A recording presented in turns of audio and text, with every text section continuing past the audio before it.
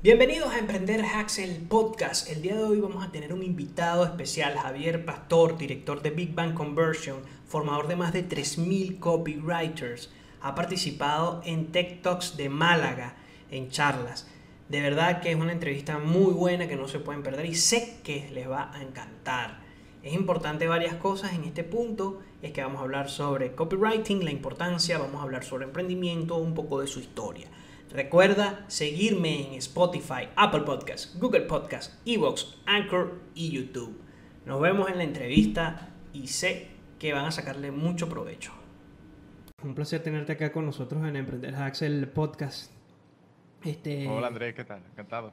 muy bien todo. Bueno, vamos a comenzar a conversar sobre el emprendimiento y todo lo que tu trayectoria en Big Bang Conversion, que ha sido como que Ujú. tu punto referencial. Y también, si, por ejemplo, ¿qué nos podrías decir acerca de la importancia del copywriting a la hora de emprender? Que creo que es algo que a veces en el habla, en Hispanoamérica y en Iberoamérica la olvidamos. Vale, entonces hablamos primero del copywriting si quieres y luego hablamos un poco entramos en profundidad en lo otro. Bueno, la importancia del copy, mira, ahora que estamos, por ejemplo, que vamos a un periodo de recesión, que es lo que se espera, ¿no? Un tema económico y tal, entre el petróleo, la guerra en Ucrania, bueno, la luz, no sé, hay millones de temas que dejan claro que vamos a un periodo de recesión, ¿no? Entonces, el copywriting lo que hace es poner en valor a las empresas y posicionar a las empresas y convertir lo que son y aumentar el rendimiento de las acciones de marketing. Entonces, el copywriting en sí, yo lo llamo convertir palabras en dinero porque es trabajar toda la comunicación de una marca, escrita, hablada, en audio, en texto, da igual, de forma persuasiva, de forma que buscamos posicionar a la marca de alguna forma y diferenciarla del resto. Entonces, por ponerte un contexto, en un momento de recesión, el copywriting es la diferencia entre ser una marca blanca, que dicen prefiero comprar a otra barata, y ser una marca que dice no, yo quiero seguir comprando a esta marca. Puede llegar a ser eso. Y puede llegar a ser un retorno positivo de una publicidad o un retorno negativo, porque no es lo mismo como hagas un anuncio como posiciones la marca. Entonces, creo que en el contexto actual prácticamente, y mucho más incluso que hay un contexto de hace un año depende, por ejemplo, el infoproductor, el sector de formación online, un mercado más bollante, es súper importante trabajar el copy para diferenciarse, para aprovechar la inversión publicitaria y para al final tener una marca. Si tienes una marca y lo has hecho bien, has hecho copy. Si no, no tienes marca. Claro, es súper importante porque, bueno, con el tema de la recesión, digamos que el copywriting sería ese punto de diferencia. Sí, sí, el copy lo que hace es sacar, evidentemente, tiene que haber una buena oferta, un buen producto, un buen servicio, una buena marca, una buena empresa. Si no hay eso, el copy puede adornarlo, pero no puede levantarlo. Entonces, si eso está bien, el copy es lo que permite marcar la diferencia. Permite que cuando yo veo la opción A y la opción B, aunque valgan lo mismo, yo decida A. Porque conecto con A, entiendo mejor cómo funciona A y me gusta más A que B. Y ahí es donde vemos una gran diferencia. Es decir, al final, muchas veces hay una parte de tecnología, ¿no? Pero ¿qué tiene Apple que no tenga Samsung? Aparte de la tecnología, pues tiene un tipo de comunicación tremendamente más eficaz y una marca con una tribu mucho más fuerte que a pesar de la recesión, probablemente Samsung se meterá, bajará bastante, no lo sé, no puedo predecirlo, pero Apple no sufrirá tanto. Y además Apple se comerá mercado de otros en una recesión. Es súper curioso, pero será así, Claro, porque tiene una marca. tiene una marca poderosa. Ahora, conversando más sobre los emprendimientos, Sí. ¿cuál de todos esos proyectos que has ejecutado ha sido el que más retos te ha presentado al inicio o en el porvenir? O sea, ¿qué tú le podrías decir a un emprendedor o a alguien que está comenzando? Oye, esto no, esto sí, que por dónde puedo caminar. Mm, Bueno, yo creo que al final emprender consiste en resolver problemas, porque el propio emprendimiento es resolver un problema, si no, no emprendes. No, ¿qué es una empresa? Una empresa es algo que está en el centro entre un problema y una persona, sí, y lo soluciona, ¿no? Entonces, lo primero que le diría a un emprendedor que quiera emprender es que busque, que antes de nada vea si hay personas que tienen el problema que quieres resolver y si su forma de resolverlo es mejor de las que ya hay. Porque si no tienes respuesta a esas dos preguntas, es complejo emprender. Yo qué sé, yo he tenido problemas. En la agencia, yo tenía una agencia de marketing. temas de copywriting, de lanzamiento, etcétera. Es un tipo de problema. Por ejemplo, una agencia escala con personas. Bueno, puedes hacer una agencia de una persona, pero es difícil, ¿no? Entonces, escalar con personas, dirigir equipos, gestionar clientes, te genera una tipología de problemas que, por ejemplo, a mí se me escapan mucho. Soy muy malo gestionando clientes. Entonces, la relación con el cliente es como una cosa que me cuesta. Luego, un negocio de formación tiene otro tipo de problemas. Otro tipo de problemas donde, por ejemplo, hay una de manejar las expectativas, es un negocio con más escala, entonces un negocio con más escala tiene más competencia. Si quieres escalarlo, requieres de tiempo y mucho orgánico o de empuje y publicidad o de ambos, pero hay que sostener unas expectativas, hay que crear programas formativos, que si los upsells, que si los... En fin, es otro tipo de problema. Y, por ejemplo, tengo otro negocio donde soy socio y solo llevo más la parte del marketing y operaciones, que tiene otra tipología de problemas por el simple hecho de ser 3 personas dirigiendo un negocio, que no es lo mismo ya que Claro. una persona. Entonces te genera otro tipo de alegría y otro tipo de problemas. Así que depende. Claro, depende del negocio en sí y de los obstáculos. Sí, exacto. Ahí cada uno tiene una historia. Es decir, emprender, por ejemplo, lo típico, emprender con socio o sin socio. Pues Claro. tiene sus ventajas y desventajas. Yo, si me pones a elegir, sin socio. Creo que es mejor primero que lo experimentes solo o sola. Sí, es mejor. Si comenzaras de nuevo, si dijeras, mira, puedes comenzar de nuevo con toda la experiencia que tienes, ¿qué harías? ¿Qué harías primero? ¿Qué harías después? Pues a mí aquí suelo dividir la pregunta entre si yo supiera lo que sé ahora y si no lo supiera. Es Claro, decir, yo si no lo supiera siempre digo lo mismo, que haría lo mismo que hice, que es hacer cosas. Es decir, al final yo estuve investigando y un amigo tiene un programa que se llama Ángel Alegre, que se llama el de Vivir al Máximo. Tiene un programa que se llama Encuentra tu camino y siempre cuento esto, que él es muy analítico y ha estudiado mucho a la gente que ha tenido éxito online, qué ha hecho. Y el único patrón común es que son gente que no se está quieta. Y son gente que prueba cosas, son gente que tiene hambre, son gente que tiene esa necesidad de seguir resolviendo problemas de forma constante y que no le importa seguir empujando la puerta, empujando y empujando y empujando y empujando y aprendiendo y empujando y aprendiendo y empujando. Entonces, yo, por ejemplo, yo empecé haciendo páginas web, haciendo community management, haciendo SEO, haciendo de todo, porque mi objetivo era probar. Mucho. Hoy día parece como estamos en una generación un poco online, ni siquiera hablo de generación como de los niños, eso, acomodada, donde pretendemos que yo diga, soy esto, voy a hacer esto y ya está. Pues no, prueba claro. cosas, prueba cosas. Yo quiero ser trafficker, porque tú sabes lo que es eso. ¿Has hablado con algún trafficker? O quiero ser copywriter, pero tú has hablado con alguien. Yo tengo muchos alumnos que empezaron diciendo, voy a ser copywriter y acabaron siendo trafficker, acabando en project manager, acabando en asistencia virtual, da igual, en otras cosas. Pero bueno, Claro. está bien. Y yo si volviera a empezar, viendo cómo está el mercado, yo buscaría la forma más rápida de vender servicios, no productos. Ahora explico por qué. Y de hacerlo en la audiencia de otras personas que tengan audiencia. Es decir, al final los productos son muy difíciles de escalar y requieren mucho tiempo, entonces yo creo que a flow ya, quiero dinero ya, los servicios son más fáciles. Siempre es más fácil que yo te venda a ti un servicio de copywriting a que te venda un curso de copywriting. Y siempre digo, es Claro. más fácil ganar 2.000 euros al mes con servicios de copywriting que con cursos de copywriting. Entonces yo daría servicio de un problema en un sector que considero que no esté bien servido. Por ejemplo, imaginemos e-commerce, ¿no? El copywriting para tiendas online está bastante desabastecido en castellano. Entonces digo, vale, este es mi camino. Y ahora pienso, ¿dónde va la gente que tiene e-commerce? ¿Qué podcast escucha? ¿Qué listas lee? ¿Qué canales de YouTube ve? Etcétera, ese tipo de preguntas. Entonces, ¿cómo aparezco allí? ¿Cómo aparezco? Aunque sea en los comentarios. Aunque sea, si es este canal de YouTube, sigue en el canal de Euge Oyer, por decirte uno. Claro. ¿Cómo aparezco en el comentario destacado?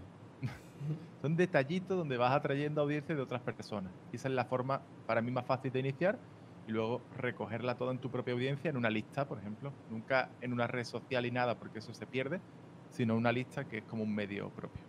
Así Claro. más o menos lo que haría.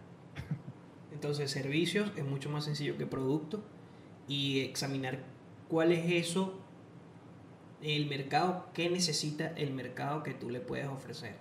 Digamos que serían como lo que podemos rescatar de esa reflexión. Sí, sí, sí. Yo creo que el tema es que mucha gente eh, se ha creído un cuento sobre los cursos y los productos. Claro. Es decir, porque son mercados escalables, pero son mercados salvajes, no sé cómo decirlo. Es como no hay media, la media es mentira, no sé cómo decirlo. Si te dicen, de media un infoproductor gana 3.000 euros, es mentira. Habrá muchos que ganen 300.000 y muchos que ganen cero. Y la Claro. media te va a salir ahí. Entonces son Son, mercados salvajes. Dime. es muy extremo. Es decir, Sí, es muy gris, blanco y negro. No hay grises. Hay muy sí, pocos grises. exacto. Tú al final piensas y si yo te digo, el mercado escalable es como la telefonía, ¿no?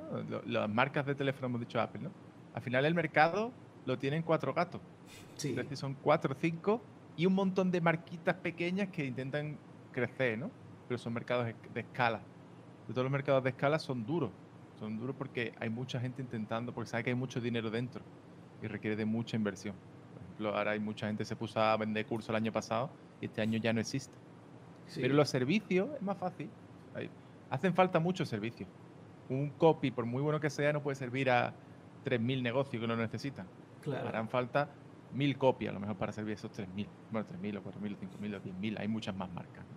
Entonces es más fácil indagar y buscar servicios o acabar trabajando para alguien, colaborando, etcétera, que crear una marca y vender productos, que es más difícil, que creo que es un tema, un segundo nivel, como un segundo nivel.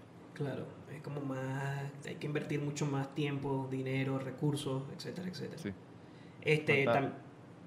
Sí, Dime, dime. cuéntame. No, no, digo que sí, que es más difícil. Yo lo considero, hay gente que me dice que no, ¿eh?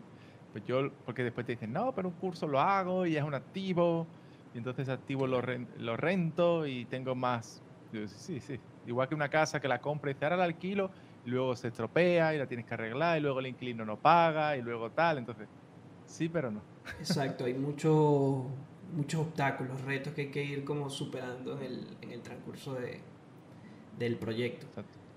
Este, también vi que te gusta mucho el tema del estoicismo, Sí, sí, bastante. entonces, y es algo que también, digamos que en el tema del emprendedor tiene muchas cosas a las cuales uno puede abordar la vida desde esa óptica, porque cuando uno está en algún negocio, independientemente cuál sea, siempre hay retos, hay estrés, Sí, hay un estrés mucho más alto que el promedio de las personas que no tienen un emprendimiento, por ejemplo, o un sí, negocio ya consolidado, que es, por ejemplo, el tema de el pago fijo mes a mes. Diría sí. que es uno de los principales shocks. ¿Qué del estoicismo? ¿Cómo harías ese balance? Para utilizarlo en emprendimiento te refieres, ¿no? Sí, exacto. O a la vida, porque también uno Sí, sí, también, sí. al fin y al cabo, es un ser humano. Sí, sí, sí, exacto. Al final yo creo que muchas veces cuando tú emprendes, lo que aplicas al negocio lo acabas aplicando a tu vida. Entonces, el estoicismo, ¿qué es? El estoicismo es una filosofía muy, muy antigua, ¿no? Donde no vamos a entrar en muchos detalles, pero para mí, en un mundo cada vez más descontrolado, donde tú cada vez tienes control de menos cosas, donde antes, evidentemente, los romanos pues también tienen sus problemas y había muchas cosas que no controlaban, pero eran como espacios pequeños. Hoy el mundo está digitalizado, está globalizado, donde tu descontrol es absoluto, porque es que como tú podrías saberlo todo de, yo qué sé, antiguamente una guerra en un sitio como Ucrania, a uno que estaba a lo mejor al otro lado del mundo no le afectaba en nada. Y hoy día sí Exacto. afecta a todo el mundo. Entonces, hay como más descontrol. También tenemos mucho más acceso a la información y por lo tanto tienes una sensación de mayor descontrol. Entonces, el estoicismo es una buena filosofía para relajarte un poco y decir, vamos a ver, ¿yo qué puedo controlar y qué no puedo controlar? Esto se llama la dicotomía del control y viene de Epicteto, que es como uno de los principales. Sí. Y entonces, a mí ese ejercicio me ayuda mucho, por ejemplo, en marketing, ¿no? O en emprendimiento. No, cuando alguien me viene y me dice, es que no vendo. Digo, tú puedes controlar que alguien compre. O sea, yo puedo conseguir que tú compres un curso mío, que te puedo apuntar a una pistola y que tú saques la tarjeta, pagues. Claro. Hombre, podría ir con una pistola a casa de todo el mundo, pero no creo que sea ni bonito ni rentable. Entonces no puedo. Entonces eso es algo que escapa a tu control. Lo que te diría un estoico es, eso escapa a tu control. Entonces, ¿tú qué puedes controlar para que ese resultado acabe ocurriendo? Entonces yo puedo decir, vale, pues si yo mando más correos, por ejemplo, a mi lista de correos, hay mayores probabilidades de que una persona compre. Si yo redacto mejores páginas de venta, puedo conseguir que más personas compren. Si yo mejoro mi producto, si yo aparezco en más podcasts, entonces, todo es lo que yo puedo hacer. Y dejas de mirar lo que tú no puedes controlar. Yo no puedo controlar la recesión. Yo no puedo controlar que Putin ataque Ucrania. Yo no puedo controlar que suba el gas. Son cosas que no podemos controlar. ¿Qué sí Sí. puedes controlar? Tu reacción a eso. Entonces, esa es una base del estoicismo que es bastante importante. Y hay otra que también recomiendo porque la relación con el dinero de la gente suele ser bastante mala. Y cuando emprende, si empiezas a generar ingresos, hay gente, yo escucho la expresión, me siento como sucio porque tengo mucho dinero. Conozco gente que te lo Ok. dice, ¿eh? Sí, sí, también conozco personas que se sienten mal al cobrar al Sí, servicio. exacto, exacto. Entonces, para mí hay otro tema estoico que se llaman los indiferentes. Es decir, el estoicismo se traduce mucho como el no querer nada, no depender de nada. Parece que hay que ser pobre, vivir en una cabaña y con un cuaderno. Y no es eso, ¿eh? Es indiferente, indiferente para mí vamos con los indiferentes preferidos, que es yo prefiero tener dinero a no tener dinero, pero no dejo que el dinero decida por mí. Es Claro. decir, entonces, si yo tengo un negocio, prefiero tener 1 millón de euros en la cuenta a tener 1000 euros. Pero no me dejo guiar por llegar al 1 millón de euros. Esa es la diferencia. Entonces, cuando tú te agobias por el dinero, cobrarle a un cliente es, yo prefiero que el cliente me pague bien, pero no me voy a agobiar si el cliente se enfada y no me quiere pagar bien. Entonces me voy. O yo prefiero tener dinero a no tenerlo. No significa que el dinero cambie mi personalidad. Esto también ayuda a pensar que la riqueza no es buena ni mala, es como todo. Es bueno si lo sabes usar bien y malo si lo usas para el mal. Como Claro. todas las cosas en el mundo. Todo lo que tiene algo bueno tiene algo Tiene malo. algo malo. Sí, totalmente. Exacto. Hay algo también interesante dentro de tus aficiones que compartimos, que son los juegos de mesa.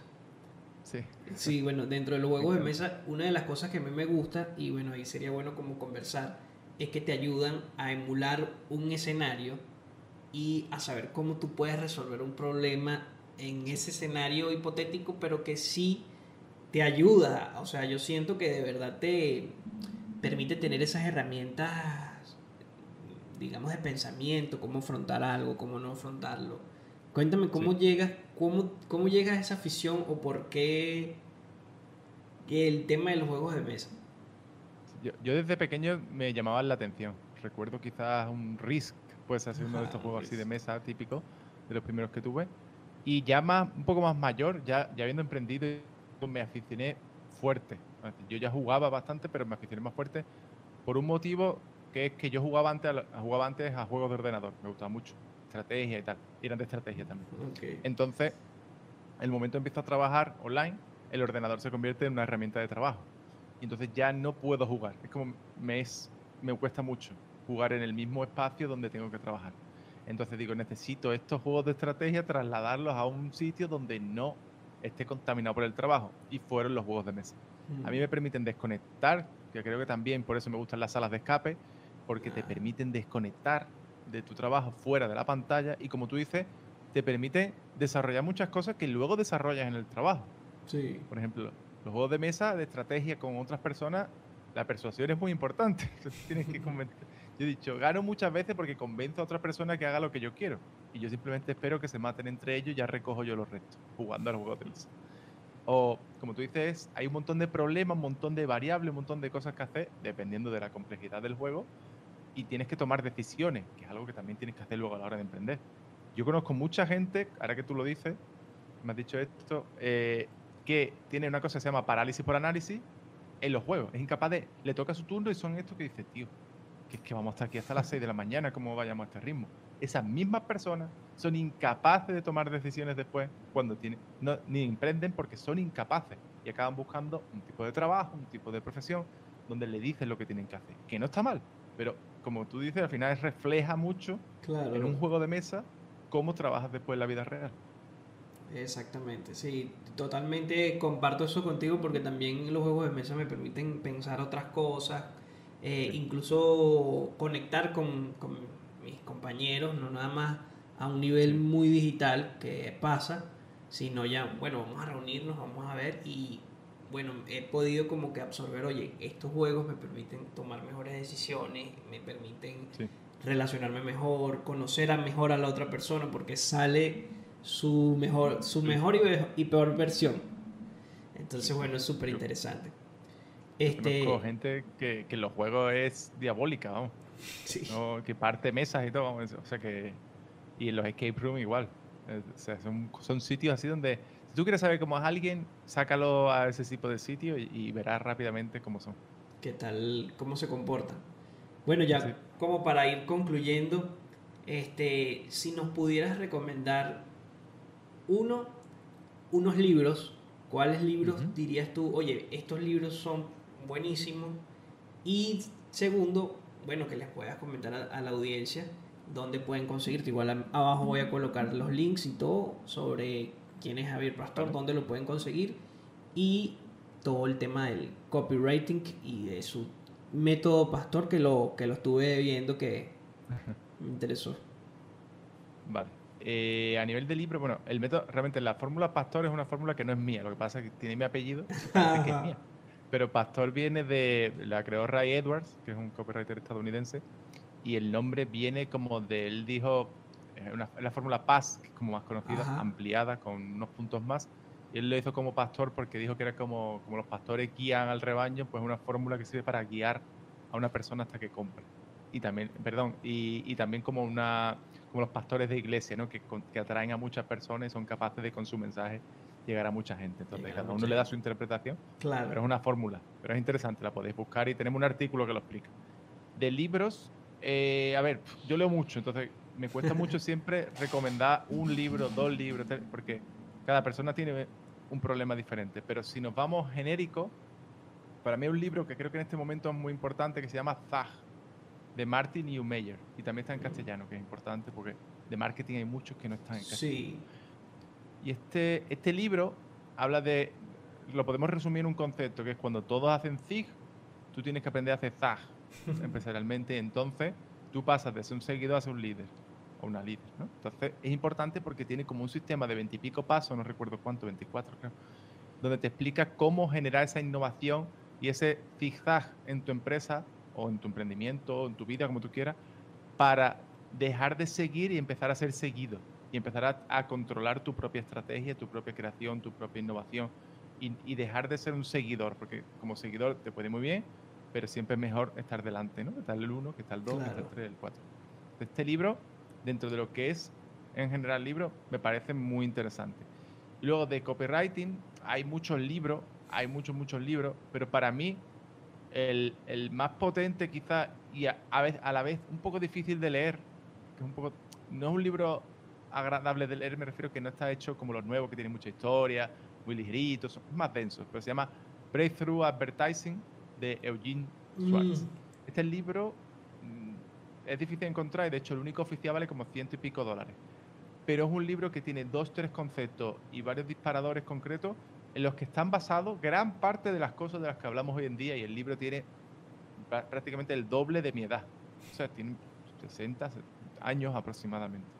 Si alguien quiere algo en castellano, pues ahí podríamos trabajar, por ejemplo, un resumen de uno que es mejor en inglés, que se llama Los resortes psicológicos de la venta, de Joseph Zuckerman, que es un resumen de otro libro de Joseph Zuckerman que en inglés es más amplio, pero bueno, es un libro, una entrada interesante y práctica y ligera a lo que sería todo esto. Hay más libros de copywriting en castellano y de autores en español que también, pero bueno, esto así bote pronto son libros que puedo recomendar. claro, excelente entonces la recomendación. Bueno, mil gracias por estar aquí en el podcast de Emprender Hacks. Y bueno, la entrevista ha sido bastante buena. Estoy seguro que les va a gustar a todos los escuchas. Abajo vamos a dar las redes sociales de Javier Pastor. Y bueno, un placer, de verdad que sí, por tenerte acá en el podcast. Nada, encantado, y quien quiera profundizar, pues eso, empezamos en javipastor.com o en bigbankconversion.com, donde solemos. En una de esas dos webs algo encontrarás. Perfecto. Bueno, Muchas gracias. muchas gracias a ti. Hasta luego.